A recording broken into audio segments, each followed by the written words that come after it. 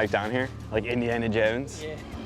There's a convenient man ramp, but where's the fun in that? All right, I made it safely down. You gonna give me the camera? This is our Learn to Build series. I'm Andrew Mann from Audax Revival.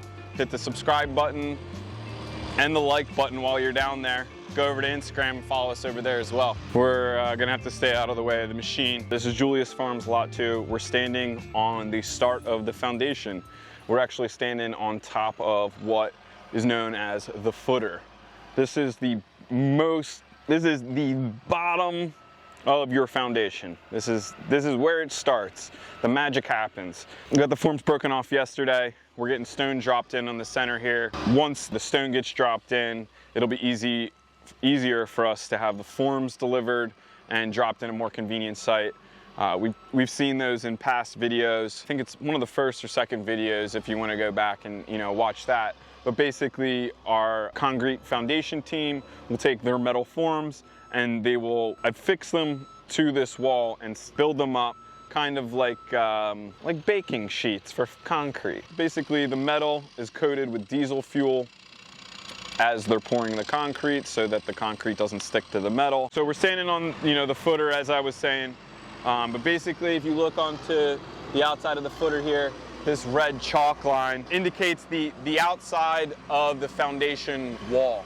This is where they'll form from. So when the forms get delivered tomorrow, they'll start arranging the forms vertically on top of the footer with the metal in between the forms. This metal right here, this is rebar, is critical to the construction of the foundation wall because this is what ties and affixes the foundation wall to the footer.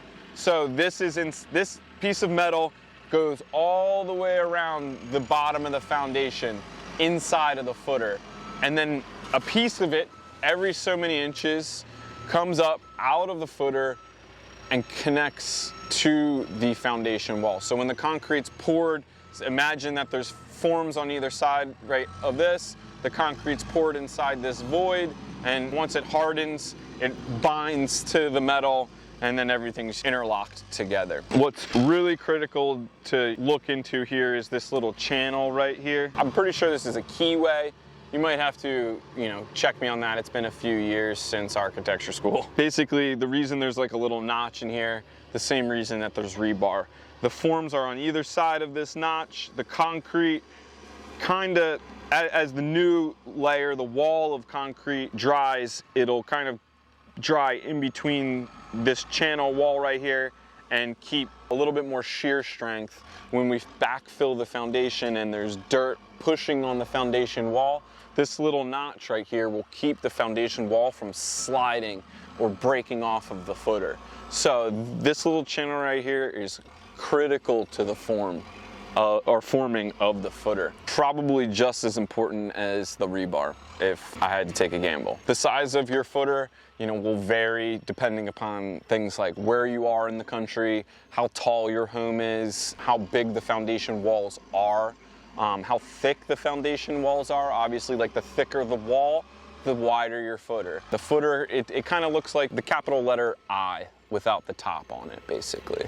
So like this kind of just sticks out a little bit wider than the foundation wall. So if your foundation wall is 10 inches thick, your footer is probably gonna be 24 inches wide and 12 inches deep. I'm shooting from the hip on that, so don't quote me.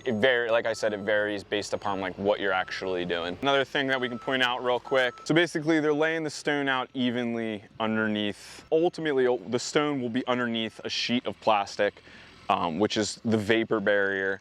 And over top of the vapor barrier, the concrete slab. The floor of the foundation, or the floor of the basement basically, will be poured after the foundation walls.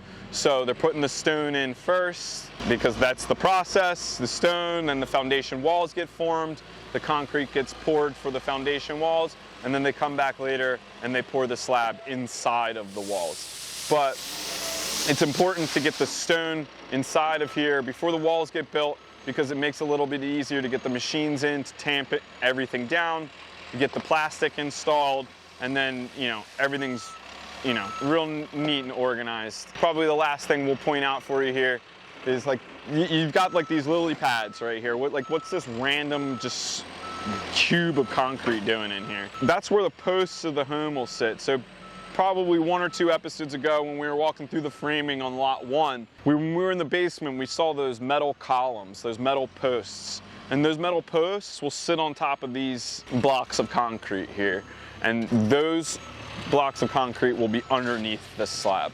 So if you just have a slab, the slab's, you know, it is relatively thick, but it's not going to be thick enough to just put a post on top of and then build your house up over top. Everywhere that there's the most amount of load on the outside of your house, as well as what's distributed inside, will always be constructed on top of a poured footer. So that's what you're looking at right there. It's basically just a 24-inch footer just in a square and then filled in on the center. So looking good.